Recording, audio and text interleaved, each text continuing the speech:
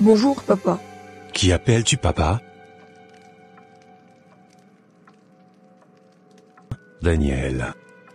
Je ne suis pas ton père. Ta mère m'a trompé et je ne sais pas qui est ton véritable père. Qu'est-ce que vous dites? Pourquoi me dites-vous cela? Je te le dis parce que c'est la vérité. Tu n'es pas mon fils. Tu es le fruit de l'infidélité de ta mère. Va lui demander qui est ton père, puisque c'est elle qui sait. Non. Ce n'est pas possible. Vous êtes mon père. Tais-toi. Tu n'es qu'un bâtard, un enfant illégitime. Tu ne mérites pas mon nom. Je ne sais pas pourquoi ta mère t'a menti pendant si longtemps.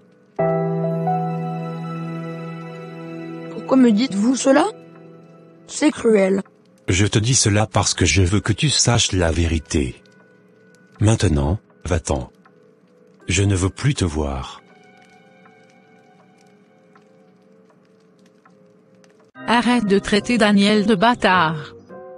Tu sais très bien que tu es son père biologique. Je refuse de l'accepter. Cet enfant est le fruit de ta trahison, de ton infidélité. Tu n'as pas le droit de le traiter ainsi. Tu es son père, que tu le veuilles ou non. Je t'ai demandé pardon tant de fois pour mon erreur, je t'ai supplié de me pardonner, mais tu refuses toujours. Oh, tu as fait plus qu'une erreur, tu as commis une faute grave. Et je ne pardonne pas facilement. Surtout quand cela concerne ma réputation et ma carrière. Je sais que j'ai fait une erreur, mais je t'aime, je t'aimais. Et je t'ai demandé pardon sincèrement.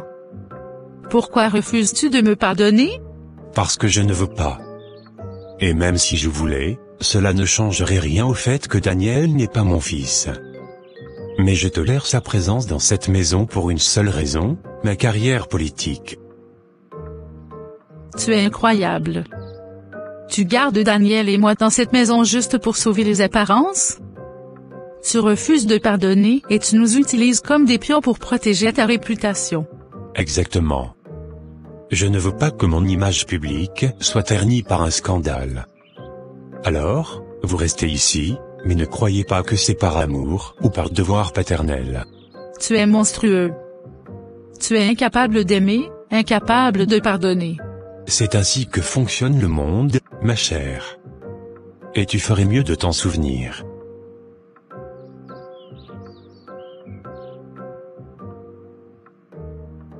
Félicitations, Daniel. Tu as obtenu la meilleure note en maths. Je suis vraiment impressionné. Merci, Nathalie. Mais cela ne sert à rien. Mes parents s'en fichent que je passe ou non. Qu'est-ce que tu veux dire? Tes parents doivent être très fiers de toi. Non, ils ne le sont pas. Mon père. Il ne m'aime pas. Il dit que je ne suis pas son fils. Et ma mère. Elle est toujours en train de me critiquer, de me dire que je ne suis pas assez bon. Oh, Daniel, je suis désolée. Je ne savais pas que tu avais des problèmes à la maison. Pourquoi est-ce que ton père dit cela? Je ne sais pas. Il dit que je suis le fruit de l'infidélité de ma mère. Mais je ne comprends pas pourquoi il me traite ainsi. Je n'ai rien fait pour mériter cela. Daniel, je suis vraiment désolée pour toi. Tu ne mérites pas d'être traité ainsi. Tu es une personne formidable et tu as beaucoup à offrir.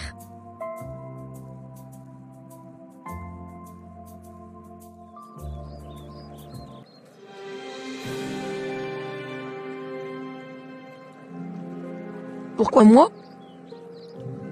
Et, qu'est-ce qui se passe? Tu as l'air vraiment triste. Tu veux en parler? Parfois, parler peut t'aider à soulager un peu le poids que l'on porte. Non merci. Je suis un ami, tu peux me faire confiance. Je ne sais pas si je peux en parler. C'est juste que... mes parents... ils ne m'aiment pas. Mon père dit que je ne suis pas son fils, que je suis un bâtard. Et ma mère... elle ne fait rien pour m'aider. Elle me dit juste de supporter, de faire comme si tout allait bien. Je comprends. Cela doit être vraiment difficile pour toi de vivre avec ce genre de choses. Mais tu sais, je pense que les parents ne sont pas toujours les mieux placés pour comprendre leurs enfants. Parfois, ils sont trop pris dans leurs propres problèmes, pour voir ce qui se passe réellement. Mon nom est Manny, au fait. Et toi? Je m'appelle Daniel. Enchanté, Daniel. Je suis là pour t'écouter et te soutenir, si tu as besoin de parler. Je sais ce que c'est de se sentir seul et abandonné. Mais pourquoi est-ce que mon père me traite ainsi? Qu'est-ce que j'ai fait pour mériter cela? Je ne comprends pas pourquoi il me l'est autant. La haine est souvent le résultat de la peur, de l'incompréhension ou de la douleur. Ton père est peut-être blessé par quelque chose qui s'est passé dans le passé, et il ne sait pas comment gérer ses émotions. Mais cela ne justifie pas la façon dont il te traite. Tu as grandi dans la rue. Comment sais-tu tout cela? J'ai appris à survivre dans la rue, mais j'ai aussi appris à observer les gens, à comprendre leurs motivations. Et je pense que je peux t'aider si tu veux. Je peux être là pour toi, te soutenir et t'aider à trouver un chemin vers un avenir meilleur. Merci, tu es vraiment gentil. Tu sais, puisque tous tes efforts de plaire à tes parents sont en vain, pourquoi pas faire ce que tu veux? On peut profiter de la vie ensemble. Oui. Je connais les endroits intéressants, on peut bien s'amuser. Cool. Daniel, qu'est-ce qui se passe? Tu ne viens plus en classe et tu traînes avec des gens bizarres. Je suis inquiète pour toi. Je vais bien, Nathalie. Je fais juste ce que je veux faire. Je ne vais plus essayer de plaire à mes parents ou à qui que ce soit d'autre. Je vais vivre ma vie comme je l'entends. Daniel, je comprends que tu es en colère, mais ce n'est pas une bonne idée de traîner avec des gens qui ne te veulent pas du bien. Tu es un garçon intelligent et talentueux, tu as un avenir brillant devant toi. Un avenir brillant? Tu ne sais pas ce que c'est de vivre dans ma peau, Nathalie. Tu ne sais pas ce que c'est d'avoir des parents qui ne t'aiment pas. Je vais faire ce que je veux, et si cela signifie traîner avec des gens qui me comprennent, alors c'est ce que je vais faire. Oh, mon ami est là. Nathalie, je pense que Daniel sait ce qu'il fait. Il est grand temps qu'il prenne les rênes de sa vie et qu'il fasse ses propres choix. Et je serai là pour l'aider, pour le soutenir. Je ne sais pas si c'est une bonne idée, Daniel. Je ne veux pas te voir souffrir davantage. Je ne souffrirai pas davantage, Nathalie. Je vais commencer à vivre ma vie pour moi-même, et non pour les autres. Et si cela signifie que je vais devoir faire des choix difficiles, alors je suis prêt à les faire.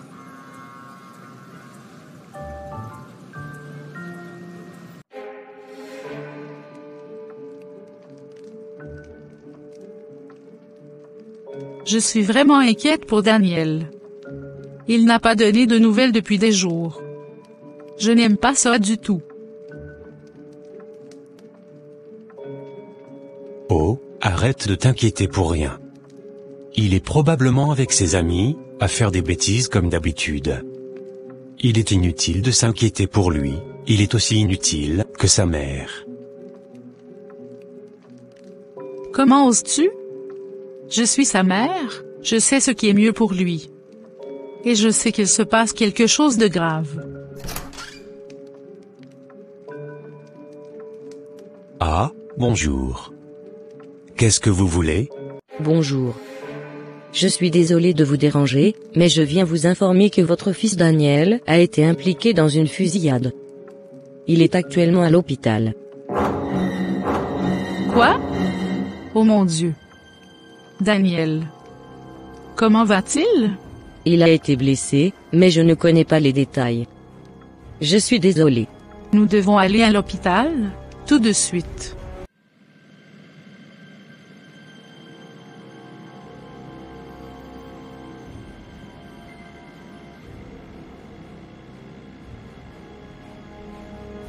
Mon Dieu, non. Daniel, mon fils, ne meurs pas. Je t'en supplie, reste avec moi. C'est ma faute, j'aurais dû être là pour toi, J'aurais dû te protéger. C'est ma faute, j'aurais dû être un meilleur père pour lui. J'aurais dû l'aimer et le soutenir. Tu as raison, c'est ta faute. Tu l'as rejeté, tu l'as traité comme s'il n'était pas ton fils. Et moi, j'ai été trop faible pour l'aider. Tu regrettes maintenant parce que tu as eu la preuve que c'est ton fils. Je suis désolé, je regrette tout ce que j'ai fait. Je regrette de ne pas avoir été là pour lui. Mon Dieu, je t'en supplie, sauve mon fils. Ne le laisse pas mourir. Je ferai tout ce que je peux pour être une meilleure mère, pour l'aimer et le soutenir. Docteur, comment va mon fils? Je suis désolée, madame. Non. Non. Mon enfant, mon fils. C'est fini. Mon fils est parti. Je ne me le pardonnerai jamais.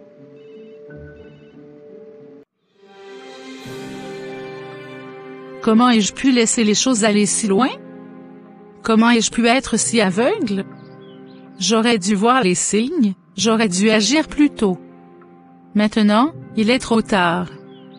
Mon fils est parti, et je ne le reverrai jamais plus. Mon fils, mon pauvre fils. Il a souffert tellement. Il a été blessé par les personnes qui auraient dû l'aimer et le protéger. Je suis désolée, Daniel.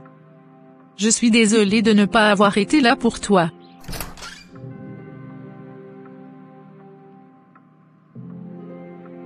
Et toi, mon mari, tu as contribué à détruire notre fils. Tu l'as rejeté, tu l'as traité comme s'il n'était pas ton fils.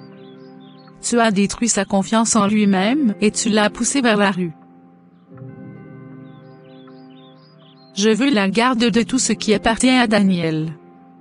Je veux que tu ne puisses plus jamais avoir de contact avec moi ou avec les souvenirs de notre fils. Je comprends. Je ne mérite pas mieux. J'ai échoué en tant que père et en tant que mari. C'est trop tard pour les regrets. Tu as fait ton choix, maintenant il faut en assumer les conséquences. Je te quitte. Je quitte cette maudite maison.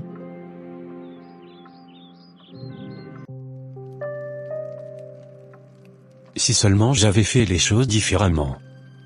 Si seulement j'avais été plus présente pour lui. Peut-être qu'il serait encore en vie aujourd'hui. J'avais un fils, j'ai passé le temps à le détester parce que je ne pouvais pas pardonner sa mère. J'ai tué mon propre fils. Je suis tout seul maintenant. Pas de femme, pas d'enfant à mon âge. Où est-ce que je vais commencer?